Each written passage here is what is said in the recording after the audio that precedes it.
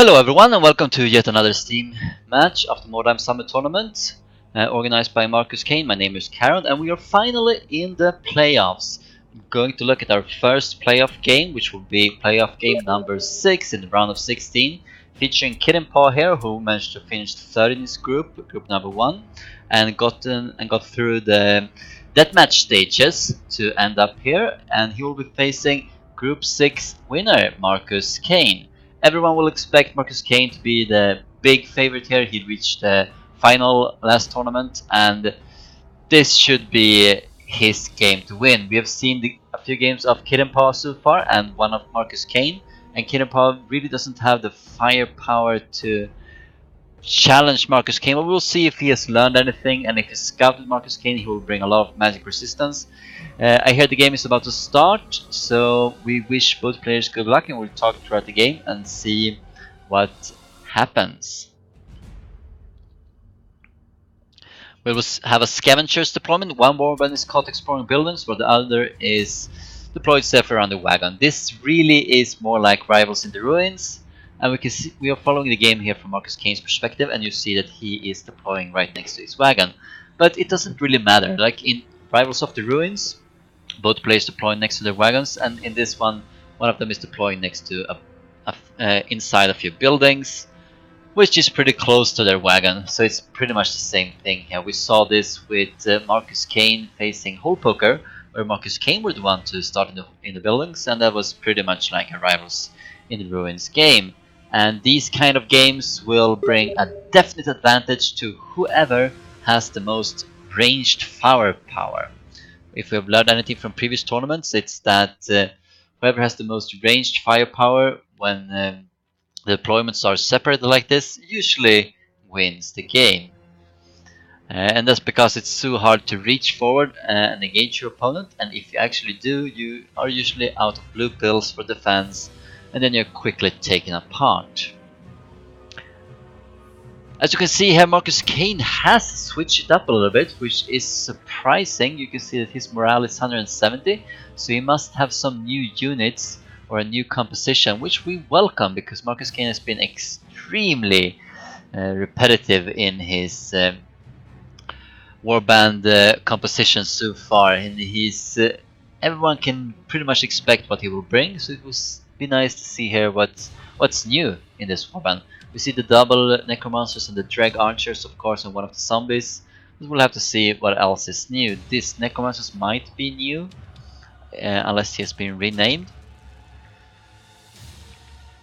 Kittenpaw, meanwhile, is the Cult of the Possessed, and we'll see what he brings here. We saw what he brought against Begging for Kills, which he won handsomely 10-0, but the game against Begging for Kills, if you remember, it was probably the worst display in Mordheim tournament history by Begging for Kills. So don't want to take anything away from Kittenpaw, but every single player in the world could have won that game.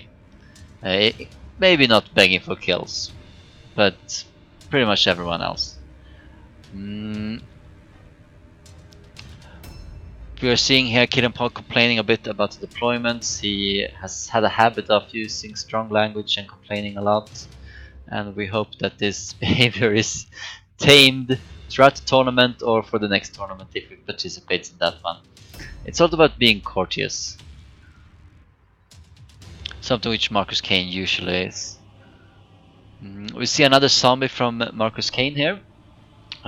Interesting to see what is new about this warband. It's clearly switching out some of the henchmen, most likely, because the zombies didn't add to the morale, and he has like switched out a few henchmen to increase the morale that much. Both players here ignoring the tournament rules, which say that you have 105 seconds as a deployment timer, and they seem to have forgotten that since they have the deployment timer of 90 seconds.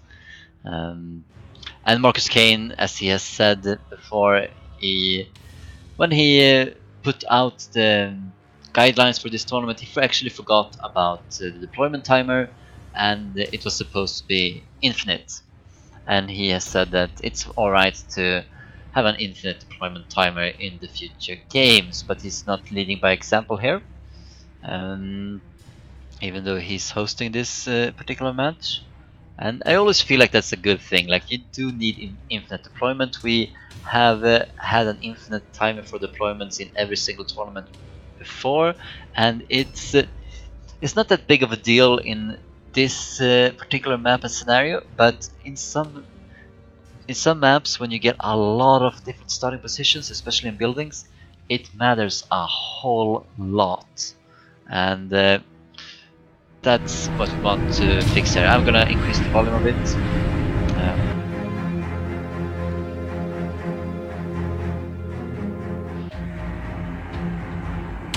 Still doing the deployments. We'll see what is going on here. We see the same leader as always for Markuskein.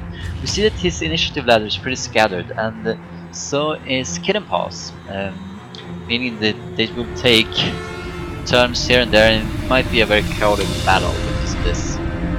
You always want to keep your initiative ladder neat and straight and as close together as possible to maximize your offensive power.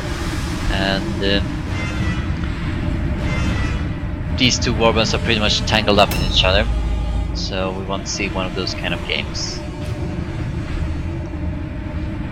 I would, even without knowing what Kittenpaw is bringing to this match, I would say that Markuskein has a definite advantage. It's not just experience, and of course having a better warband with not a higher rating here, but he does definitely have more runes and more books on all of his characters. And if I would have to guess, I think that the difference in rating comes from secondary weapon slots as well as consumables, which the zombies can't make use of, so they're not bringing any.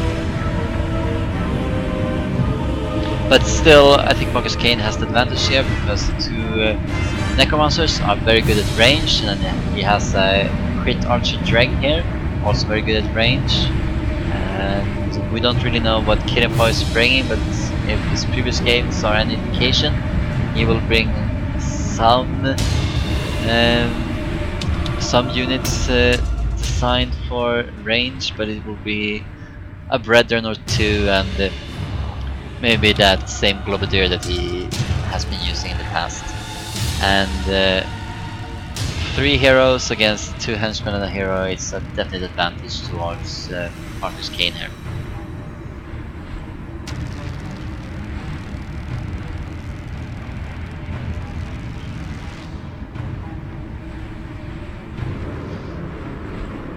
Seems like they are taking a lot of time on them to deploy, and we don't really know if Kittenpaw is having any issues, but he shouldn't have too many deployment options available to him. But we do know that both of these players are very slow in action, and it's something they both have to get better at. Fast thinking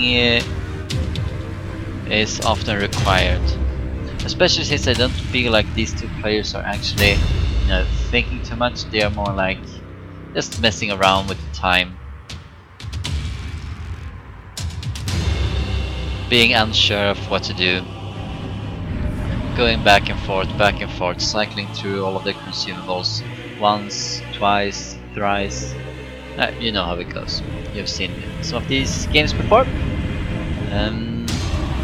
The winner here takes on Clyde in the quarterfinal, and I think that whoever wins here is gonna be the underdog against Clyde, who has performed really well and has won all of his games so far.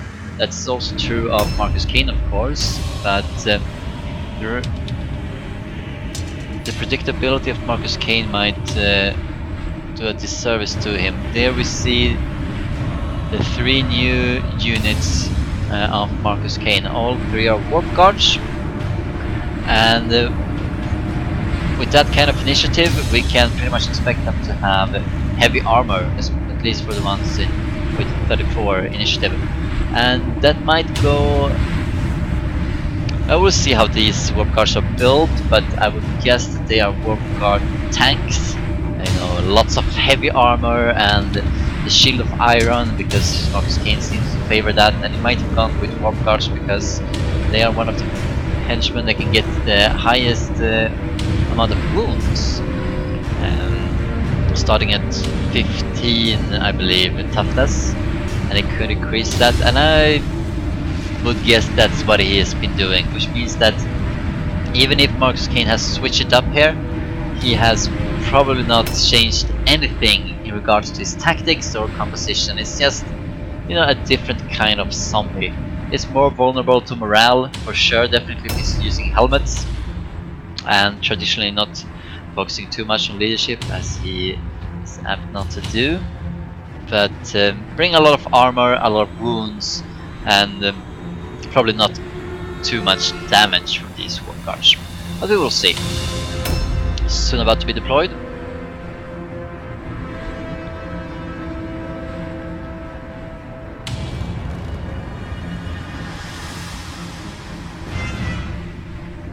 The key to defeating this kind of warband is that Markuskein is overly reliant on armor and wounds, and it's a good thing to have, as well as parry, which he uses on pretty much everything. But if you can go through parry and you can deal a lot of damage, especially from magic, or going through armor, you can really punish him. And facing up against something that's magic resistant or something that's more hit and run, it will do a disservice to Markuskein, especially if he loses to Necromancer and the Drag. He loses pretty much all of his capabilities of doing damage, and so that's what you really need to do if you want to defeat this warband. You really need to get Necromancer and Drag and pretty much ignore everything else, because everything else doesn't really do too much damage. And we saw the warp guards here having almost 400 wounds plus, and we also saw that they had 60% armor, meaning that we were entirely correct. Heavy armor, a helmet, and a shield of fire, giving plus 10% more armor. So they are basically acting exactly like zombies, except they haven't been buffed by Vanhol's spell, but they still have pretty much the same stats as a zombie would have with that spell on. Of course, still vulnerable to morale. See how this goes. If Kittenpaw has some attracting lures, he could really punish these units. We saw Hole Poker doing that against Markuskein, not using his units too effectively in that game. But alright, we are just started here, and we see a healing drought and a drought of concentration, which you can only... I feel that's a bit of a waste. I don't know why he's doing this. He's making sure that you would have made that spell anyway. You had 90% chance, now you have 95.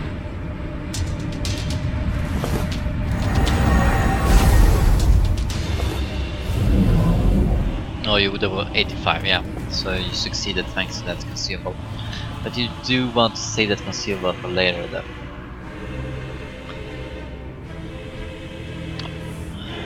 Corpse Flesh increases poison and critical resistance by 30%, as well as armor by 10%, so it's just fueling into this tactic that Markuskein had of armor and wounds. Armor and wounds, tie everything up and let the Necromancers and Drag do all of the damage. Being a little bit risky here, trying to see if he can find an opponent, which of course he can't because he's the first one moving here. I wouldn't move too much forward here, but we will see what Markuskein does. Obviously he wants to have the zombies and the warp guards in front of all of his damaging units. That would make him very vulnerable. I don't... Will he actually place the Necromancer here? He could be reached in the first turn, or at least shot at. 10 seconds left.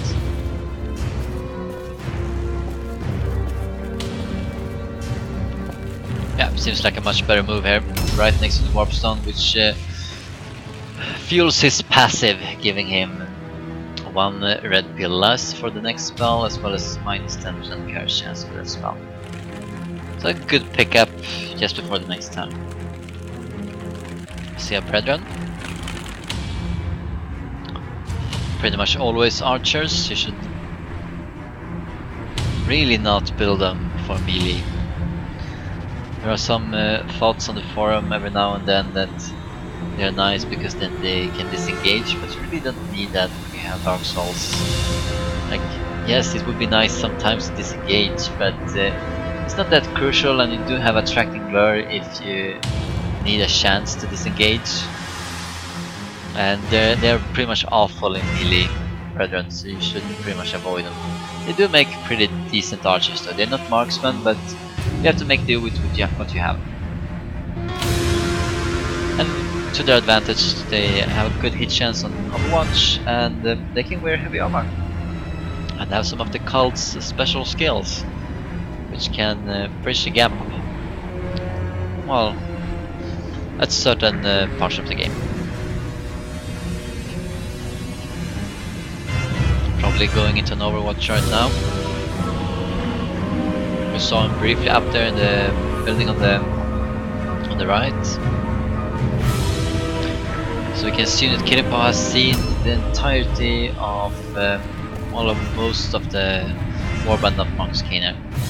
I kinda like this. Look what Markuskein is doing here. He's moving a tiny little bit forward, so he's not spending a blue pill and casting something, then moving us a tiny little bit forward, and then casting something else. That means that he could gain, you know, half a meter or something like that for free, which is always nice when moving around. You can do this with any character, and you can do this regularly. Movement is king in Mordheim after all.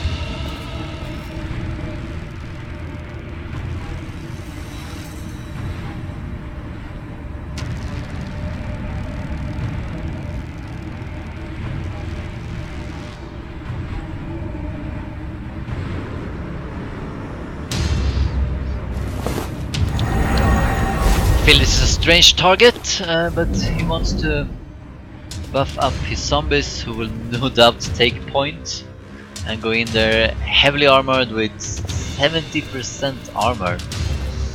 That's quite a bit, and a lot of wounds on them as well. But even though that's kind of nice, it would have been better to cast them on the melee heroes. Corpse Flesh lasts for 2 turns, as does Van Hells, but Van Hells boosts zombie survivability, but it really doesn't do too much for Markuskein's vampires here. He just boosts initiative and dodge chance, but he doesn't really need it because he's using heavy armor and has virtually no dodge chance anyway. But still, he insists on buffing the initiative of the 2 vampires here, both having received Call of Van Hell.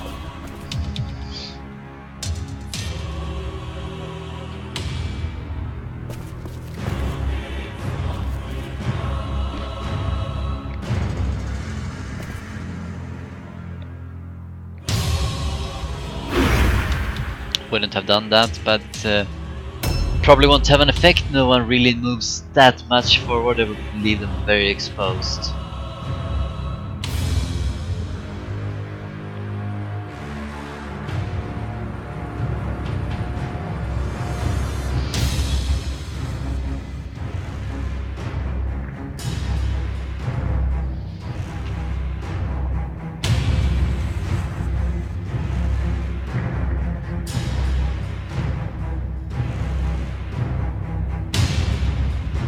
Still waiting to see what Kittenpaw has been brought along with him. What kind of units? This is Markuskein moving about, forgetting that he's being recorded right now. There we go.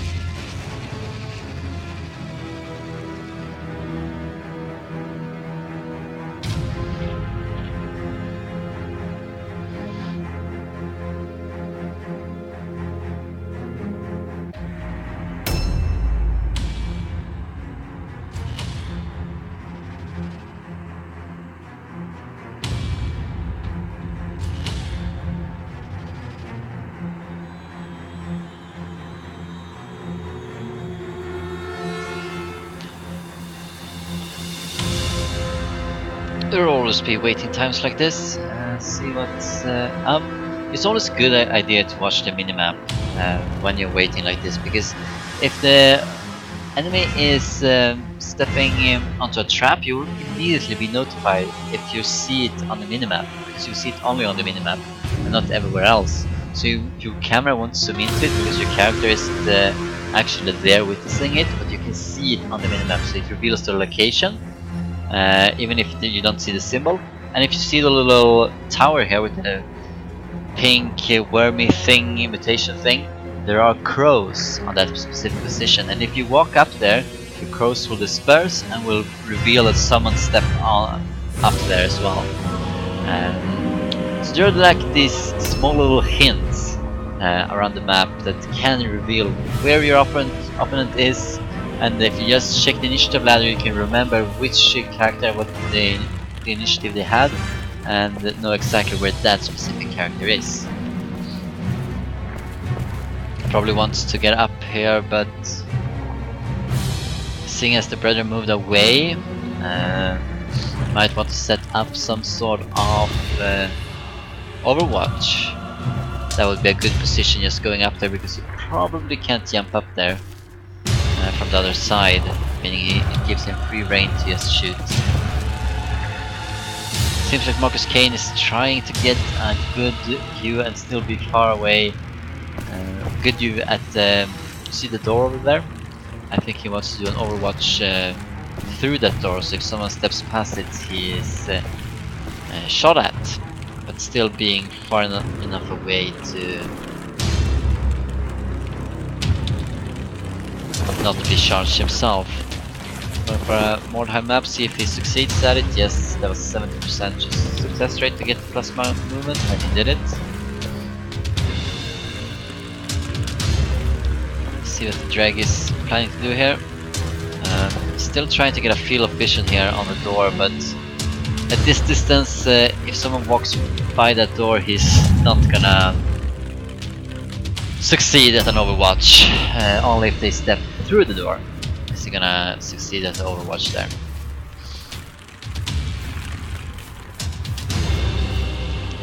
Here we see 9 movement in the making. Looking, saw a Dark Soul here. Trying to see as many units as possible, and here we go. See all of the henchmen of Kittenpaw. And we saw a possessed hero as well. See the brethren there on top of the little building. So 2 brethren and 3 dark souls, as well as a possessed. Which is kind of fun, because no matter how much hate the possessed get for being one of the most useless heroes in the game, a lot of the cult possessed players in this tournament seems to be fielding one anyway. So obviously there is something to them, and yes, there is.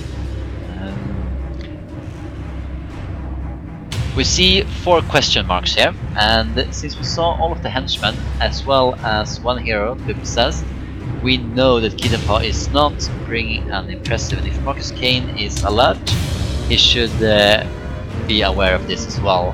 He sees 4 question marks plus a known hero, meaning that there are at least 4 heroes and a leader. So he's waiting to see what the other 3 heroes are, and of course the leader is probably going to be a Magister. I would expect it to be, at the very least, the Globadier, and we saw his mutant wolf get shot down by Slavier. He might have given him another chance. After that, we really don't know what Kittenpaw is bringing here. Question is always, will Kittenpaw bring enough firepower? You have to punch through a few of these units, and you need to get at the necromancers and the drag as soon as possible, which shouldn't be too hard, seeing as Markuskein loves to move them forward and put them in awkward positions from time to time. See if he makes that mistake in this game.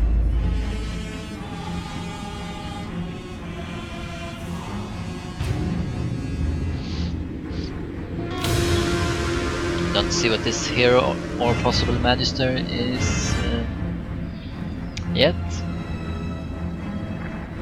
Hiding out in buildings. Setting up a defensive line most likely.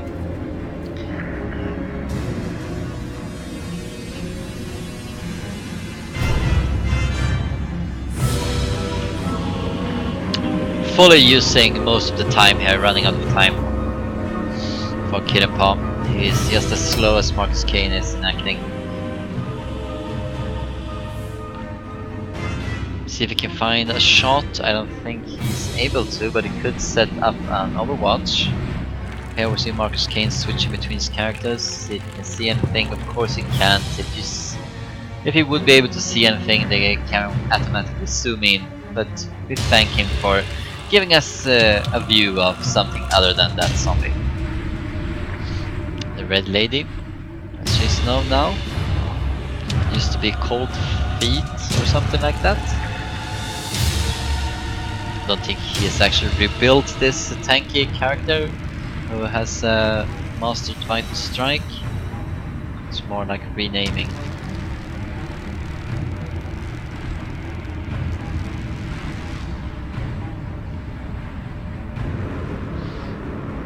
Kittenpaw sure taking a lot of time on him.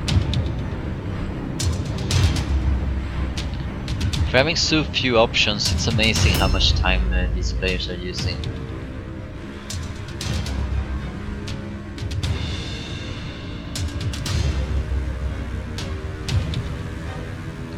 So what will Markuskein do now? Probably move forward with pretty much everything as much as he can. Seeing as he only has melee units left, which are pretty tanky and deal very little damage. So he's gonna put them forward and support the zombie up front and his dragon necromancer. So he's probably going both ways of that building. Some to help out the drag, move in front of him, and some to move in front of the other necromancer we saw on the northern part of the map.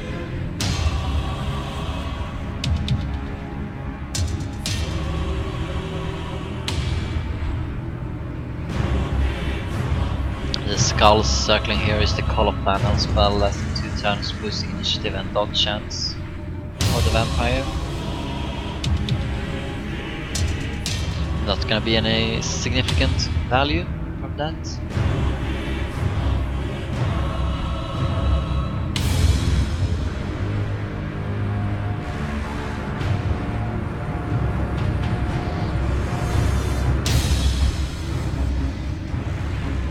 "35 seconds left for another of Kittenpaw's characters. I always find it strange, like you have 7 blue pills to move. You only have backtrack 1. How can you take so much time on it? You should have an overall plan of where you want to go, and then just move there. 9 movement zombie in action. Let's see where you go. Probably supporting another zombie if you look at Markuskein's train of thought here.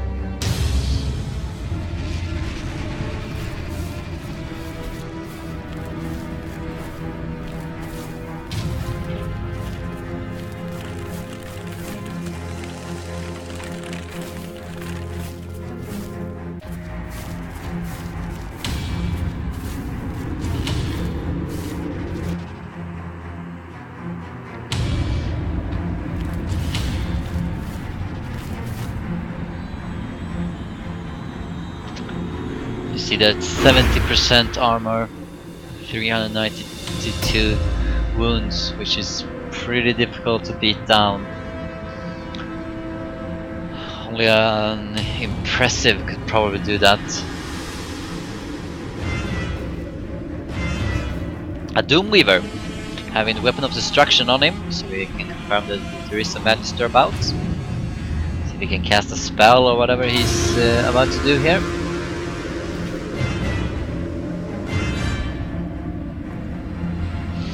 What is it thinking? You can clearly target him with some spells and retreat if you want to. If he has the Idol of Change, he could instantly dispel the zombie, which would be a good move as well, seeing as he has 2 spells on him, and Idol of Change dispels anything he comes into contact with. Yes, and we see exactly that, Idol of Change. Completely dispelling the zombie, making him much more vulnerable. But that seems to have blocked the path in there. And we'll see what Doomweaver's about. If he goes, he shouldn't move too close. No, he just lost his weapon of destruction for no apparent reason. If he wants to go in there and punish a zombie, he should really go in now with Doomweaver and get rid of his own Idol of Change. But he's not doing that. Maybe he's content with keeping the zombie trapped in there and don't actually want to reach the zombie. Could be possible here. I don't really know why he wouldn't want to engage a weakened zombie here, but maybe he has a plan for this. He's moving in with range, because this Doomweaver apparently was not using all of his red pills. Could have thrown spells in there, if he has any offensive spells, but he opted not to. So I assume there is a larger strategy for Kittenpaw here, or he just made a big mistake. Someone else is stepping in. Yeah, he just doesn't realize what he's doing. He thought that he was blocking the door here, and now, yeah, so he clearly wants to engage the zombie and just made a big mistake. If he had just cleared the path for the Doomweaver, that Dark Soul could have gotten in, but now Dark Soul got an Overwatch shot here. Stepping inside the door. Still going to reach the zombie though, stepping all the way around. There we go. It's a hefty amount of damage still. Interesting to see this Dark Soul without a helmet. Helmet is usually the way to go for pretty much any Dark Soul, and I think that I would expect Wendigo here to actually be having an amulet, and that means that Kittenpaw has been paying attention and has brought magic defense against the magic focused warband of Markuskein, seeing as that's most of his damage, and yes indeed, bringing a talisman as well. He's very well geared to neutralize the necromancers here, but that Dark Soul is gonna lose that fight. So what can he do next to help out?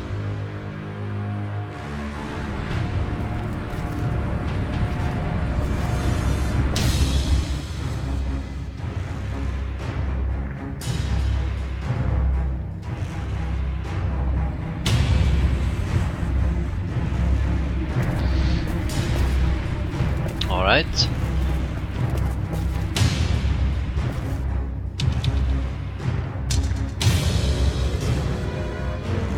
It shouldn't be a problem here to reach the Dark Soul if he so wishes. You see that there's a dead end here, and he doesn't really want to go up there because there's nothing there. He knows that from the zombie. If he... let's see. So we see Madcap Mushrooms and Etheric Elixir, so he could use the Madcap Mushrooms here to increase his hit chances on the charge and then just finish this guy off with the zombie in the later turn. Let's see what he does. He doesn't seem to want to use the consumable. Alright. Should probably have done that. See if he's punished for it. Had a bit of 69% chance to hit there. 0% chance for critical. A few more attacks here. 2 more. Hitting with everything. Statistically should at least miss 1, but having a little bit of luck here, despite not using the consumable, so you can save that for later. And that Dark Soul is probably going down, even though he most likely has a very good chance against any kind of magic coming his way, and he might even be within the Idol of Change, giving him a further boost of 90%. Oh, I mean 50% magic resistance, plus the talisman giving him 95%. And you can actually reach more than 95% when it comes to magic resistance and stun resistance, and quite a few resistances, making you immune to the damage itself. Another Dark Soul. Is he going for the leader here? Supporting his fellow Dark Soul? Or just going the Chaos way and betraying him? Still damaging 2 of Markuskein's units, and just 1 of his is about to die anyway. And even Django here is using a talisman and probably has an amulet of spell breaking on him, giving a very high magic resistance. And it seems like Kittenpaw is really not wanting the Necromancers to have a role here. But how do you gauge now? Do you go in and take damage? What are you gonna do?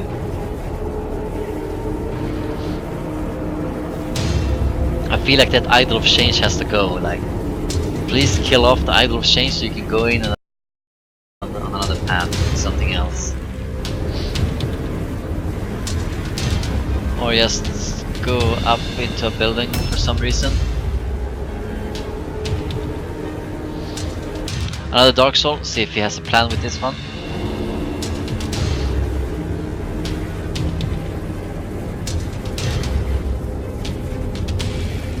It wasn't necessarily bad to engage the zombie, but it's the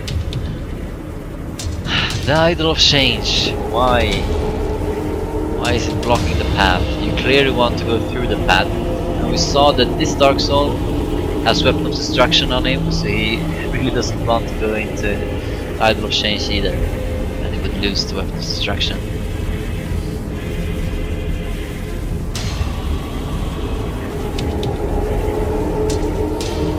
And he's not going in against cold hands, so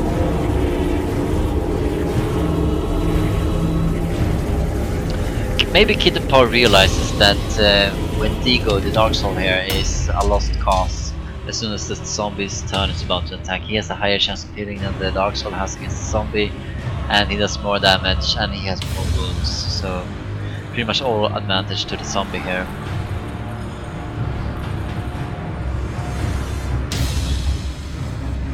And he decides to cut his losses and just damage the units as much as possible, and go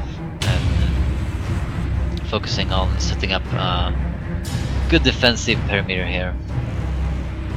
I don't know what Kittenpaw is thinking, but maybe that's what goes through his mind right now.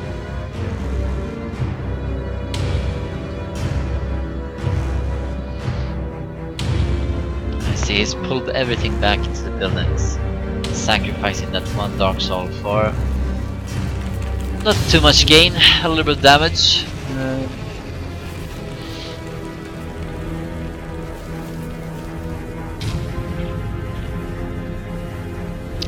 Seems to be 8 movement, so he has armor proficient and knowledge Mordheim most likely. Waiting to go in here and support.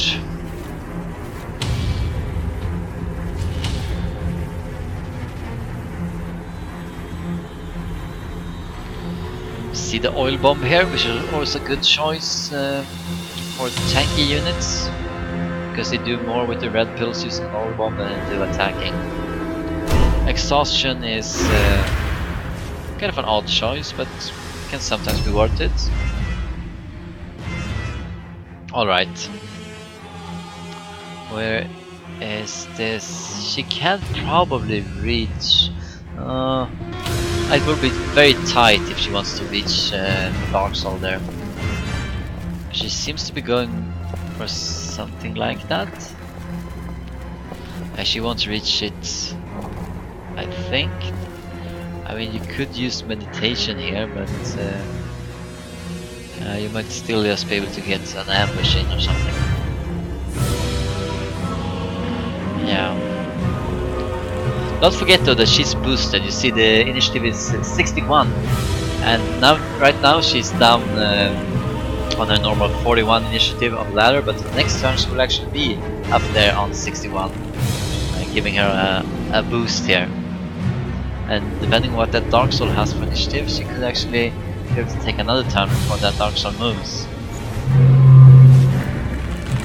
Kittenpaw here admitting that his team is pretty weak, and seems to be giving up a little bit. Yeah, just out of range. giving up a little bit for losing the first Dark Soul, but the game is really not over. It's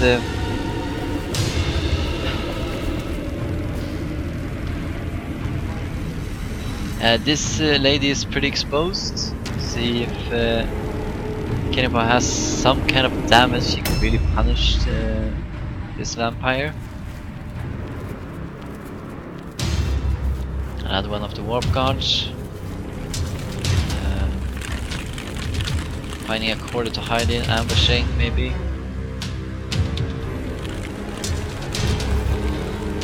And letting Kittenpaw see the warp guard again, fully in view. Can't really step through there or you will step on the fire. Of course it's not too much damage, especially not for these characters. I mean, damage hurts everyone equally, and so the one who has the most wounds can take the fire the most. So, because of that saying. Let's just avoid the fire here. I hope you don't set up an ambush. This is the kind of stuff that always creates these things. We'll try to new round has sneak started. by. Yeah, he knows that he doesn't need to set up an ambush there. The radius of that character is gonna prevent anyone from going through there anyway. Should have expected no less. Markuskein is pretty experienced in these matters. He knows just how to avoid a desync.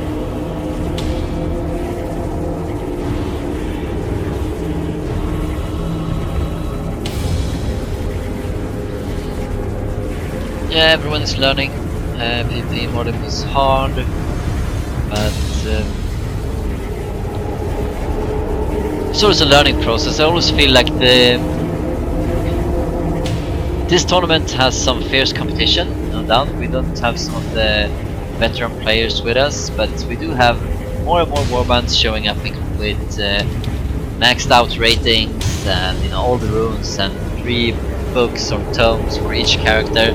And that's good because a lot of the veterans have been cruising by, getting really easy wins because of their mechanical advantages. Like, you do have more experience, yes, but you also bring far better warbands to play, so the warband almost plays itself. And in this tournament we have more warbands that have a real competitive streak to them, even though it's probably only just like 7 players out of the 24. It's still more than what has been in previous tournaments, and I think that the next tournament, which I will organize, is gonna have even more of that. The RNG is yeah. Well, you can't complain about the 95% miss chance there from Markuskein, so that was an inopportune moment to complain.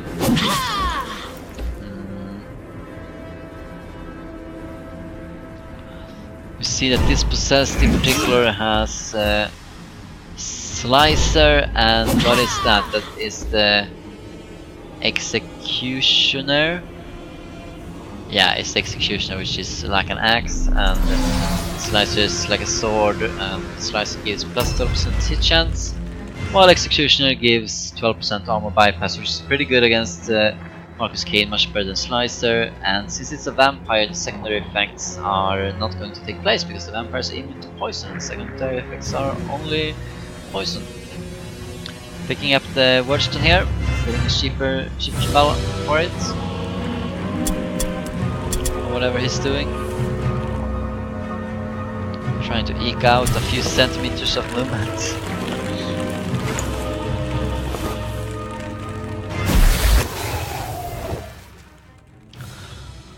Let's see what this Necromancer is about to do. Clearly he sees Django here. Does he want to target him? I feel like that's a really poor move by Markuskein. If he had been paying any sort of attention, he should have looked at that character, he should have noticed the talisman, he should have noticed the amulet. It was a clear giveaway, and why are you throwing away a spell like that? That was really poor by Markuskein. Things like that can decide games. You obviously won't decide this game, but he has a lot of time on him. He should have acted better here. Boosting the red lady with another 10% of armor. Going to do really well against that possess. 75% armor now. And switching with a bow, it seems like, let's see, 21 damage is pretty much nothing, but he has free reloads, so at least he has quick reload with this character.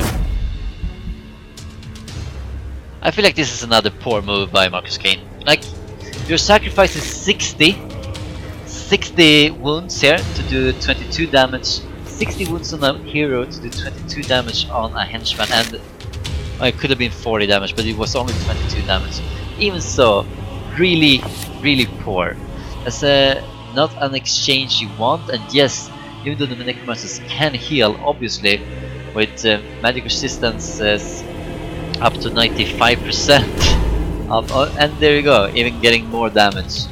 So he sacrificed 78 damage on his hero for 22 damage on the enemy henchman, and it's gonna be more than 78 damage because he's gonna burn for 2 more turns.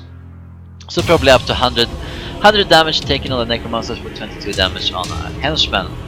Really poor move by Markuskein, and these are the kinds of mistakes that can really hurt him in the long run, especially against more experienced players with good warbands. But maybe he doesn't take this match too seriously. We will see. He's about to kill the Dark Soul here, getting the first blood.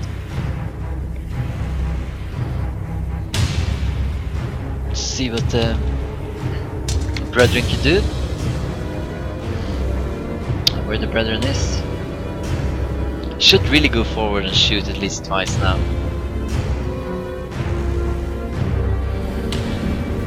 Yeah, there's the red lady to shoot at.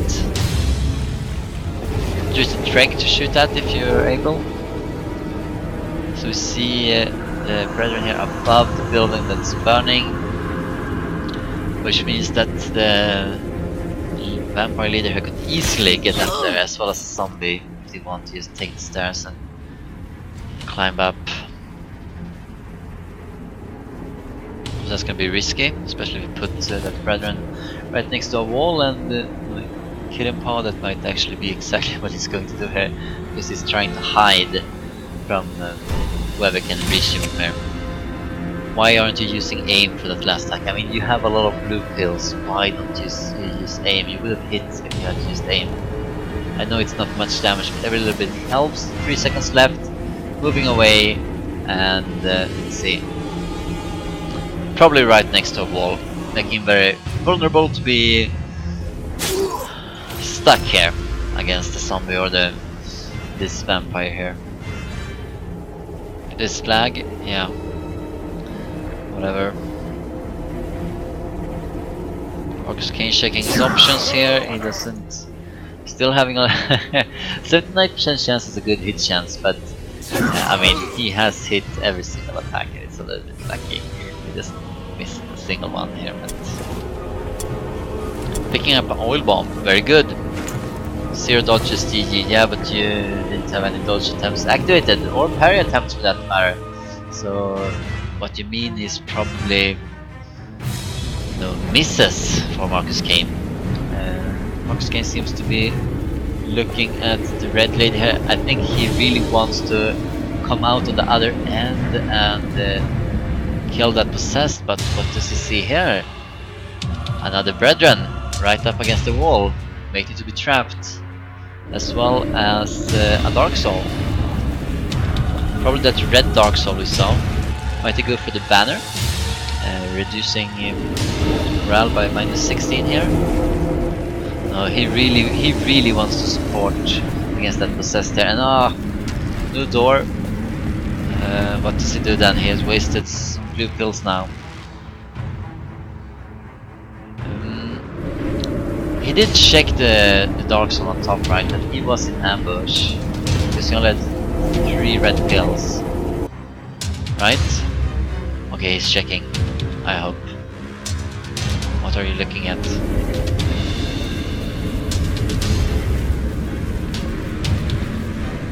Okay, so he was an ambush here. With Weapon of Destruction! Alright. Keeping with the lucky hit tradition here of the leader. See if he can get hit back. Ouch, that hurt.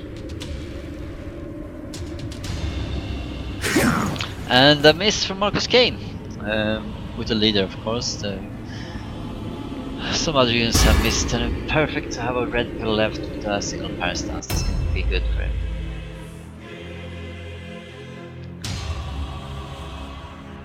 Might be able to punish. Yeah, we see here that the medic resistance is not too high. Medic resistance there is 109%, so don't target that guy.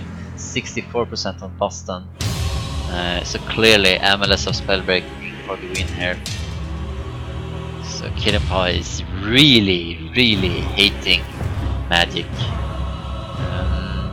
But is it gonna do too much? He's put himself in awkward situations and concentration on oil bomb. Going for the possessed, I suppose. Let's see here. You don't need corpse flesh on the red lady here because you already had that. A little bit of a miss. Too bad for Markuskein. He's gonna do another attempt, I suppose. Moving forward just a tiny little bit. You see that? Gaining a little bit of movement all the time. Something you can always keep in mind and do yourself when you're playing. Alright. 49%. So the possessed has 4 intelligence and has used a talisman as well. So 49% chance, not too much. Picking up Mordheim gonna be good here to remove much of the curse chance. Going up and probably casting another life stealer here at the possessed. See if he is as lucky this time. 49% chance to not do anything, and then of course 85% chance to succeed in the first place. And it succeeds again. Well, I don't feel like the RNG here is screwing Kittenpaw over despite what he's saying, but yeah, it is slightly in favor of Markuskein at least. Let's see what happens here then. If he does around 45 to 49 damage, 58 has been. Oh, possessed has parry from Slicer. It's gonna be good. Missing an 87% chance. Ouch, that really hurts. Yeah, you're gonna be really succeeding again. That was his Master of Steel, and it's gonna hurt. Probably using Adrenaline Rush here and doing a little bit more damage. We see it's, she has Adrenaline Rush. With 95% hit chance, could do a little bit more damage here. Bringing Connor down to 24 hit points. I think the Emperor leader really doesn't need support here. What can the red lady do?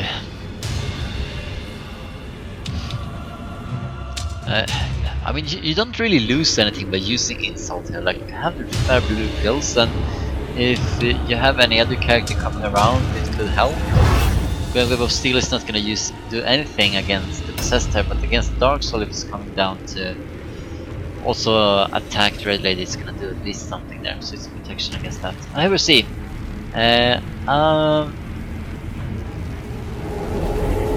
Oh no, did you have Weapon of Destruction and stepped into the Idol Exchange?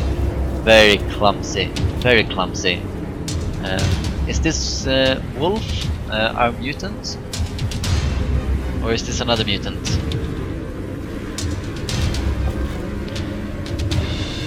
This is the melee resistant mutant of Kittenpaw. She's not gonna do too well here. Pole Poker also brought a tanky character with doing almost no damage against Markuskein. This is a wasted unit. A tanky character is made for dealing with, you know, really powerful melee opponents, and Markuskein has none of those. Having a good hit chance here, but doing very little damage. Could have done more if he had a weapon of destruction on him, but he probably had and wasted it by stepping into the Idol of Change. Very clumsy. And a little bit unlucky here on the last hit, but I mean, you have to lose some of those 95%. The red lady here missed one of her 95% chances too. Oh, this could be really dangerous for the possessed. Could probably go up into the building and finish that character off. See what Markuskein is doing. He's moving a tiny little bit forward using reload, and then he gets to move a tiny bit forward again. He's saving movement all the time. Step back a little bit, there we have it. Have a chance at Django, magic resistant Dark Soul. Waiting to attack the red lady. You can't move too much forward. Misses. I don't know why he's taking that shot, probably hoping for a critical hit, but should really be moving forward here. There we go. Having Connor in sight. Yes, just shoot. It's 6% chance to just kill him. I don't know why he's moving, but there we go. Aim increases your chance to do a critical hit by 5%, and as we saw here, it only costs 1 blue pill, which means that this drag has mastered Bullseye, giving him 30% hit chance on aim instead of 20, and aim costing 1 less blue pill. I don't know why he's focusing on Django. He only has 2% chance to score a critical hit. It's really lucky if he manages to score a critical hit here. So why? But I guess it's the character that can shoot at and still might just have delayed or something like that. Doesn't have mastered exhaustion. All right. Well, at least he used up all of his red pills, unlike what Kittenpaw was using with his Doomweaver earlier. Saving the red pills for who knows what. The Doomweaver is coming up. Let's see if he can do anything. This zombie is very dangerous. Could probably go up here. Go. All right. Yeah. Probably a good choice to trap that brethren, but he could go up on his own building and trap the brethren as well. This might be good. A little bit lucky here, scoring a critical hit right away and stunning the brethren. Perfect for Markuskein. And another critical hit.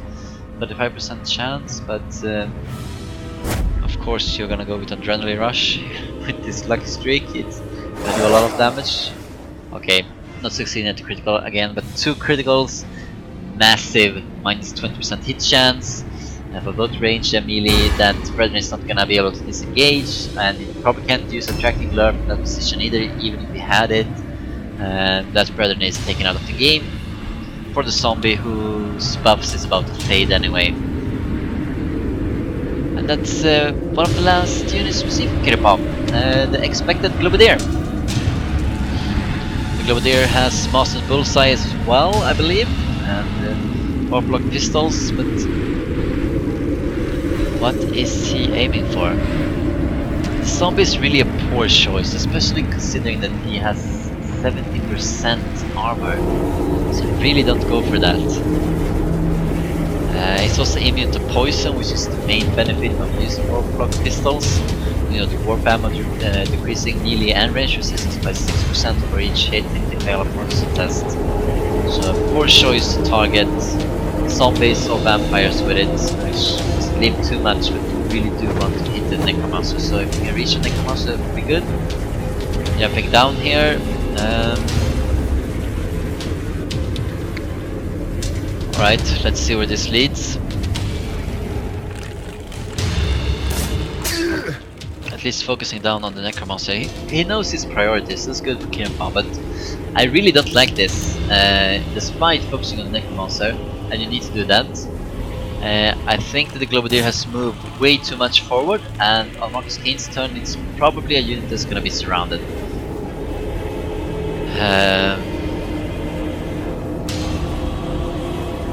The red lady is free to move, gonna attack that unit, the idle chains is gonna dissipate, and leaving this warp guard to trap the Globadier in the other direction. Yeah, that Globadier is gonna die without doing too much. So yeah, I don't really like that. Maybe if his Dark Soul Django here could go down and tie up the Red Lady, the Vampire Thrall. Don't attack Kittenpaw. The zombie needs to attack you is to save the red pills that you have, which are 2. Save the red pills is going to stand. Good.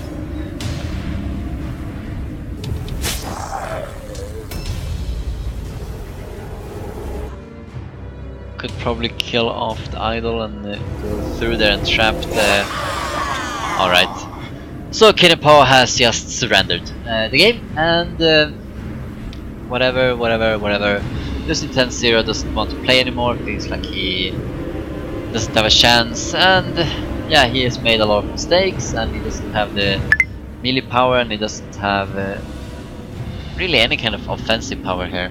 Markuskein won 10-0 Kittenpaw, and well, that was that first playoff game. We hope we see more excitement coming up in the other playoff games.